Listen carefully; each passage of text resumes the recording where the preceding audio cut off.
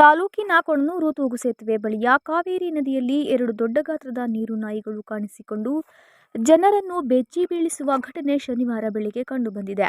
ತೂಗು ಸೇತುವೆ ಮೇಲೆ ಜನರು ನಡೆದುಕೊಂಡು ಬರುವ ವೇಳೆ ಮೊಬೈಲ್ನಲ್ಲಿ ಫೋಟೋ ತೆಗೆಯುವ ವೇಳೆ ನೀರು ನಾಯಿಗಳು ಜೋಡಿಯಾಗಿ ಕಲ್ಲಿನ ಮೇಲೆ ಮಲಗಿ ಬಿಸಿಲು ಕಾಯಿಸುತ್ತಿರುವ ದೃಶ್ಯ ಸೆರೆಯಾಗಿದೆ. ದೊಡ್ಡ ಗಾತ್ರದ ಮೀನುಗಳು ಎಂದು ಭಾವಿಸಿ ಪುನಃ ಫೋಟೋವನ್ನು ತೆಗೆದ ವೇಳೆ ನೀರು ನಾಯಿಗಳು ಎಂಬುದು ಖಾತ್ರಿಯಾಗಿದೆ.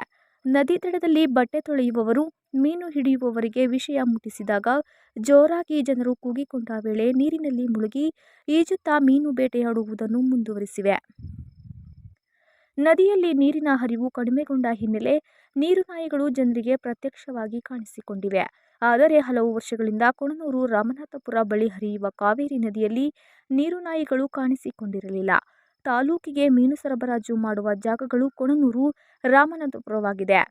ಇಂತಹ ಸ್ಥಳದಲ್ಲಿ ಏಕಾಏಕಿ ನೀರು ನಾಯಿಗಳು ಜಂಟಿಯಾಗಿ ಕಾಣಿಸಿಕೊಂಡು ಮೀನುಗಳನ್ನು ಬೇಟೆಯಾಡುತ್ತಿರುವ ದೃಶ್ಯ ಮೀನುಗಾರರು, ದನಕರುಗಳಿಗೆ ನೀರು ಕುಡಿಸುವ ರೈತರು, ನದಿಯಲ್ಲಿ ಈಜುವವರು ಹಾಗೂ ಬಟ್ಟೆ ತೊಳೆಯುವವರಲ್ಲಿ ಆತಂಕ, ಭಯವನ್ನುಂಟು ಮಾಡಿದೆ ಎನ್ನಬಹುದು.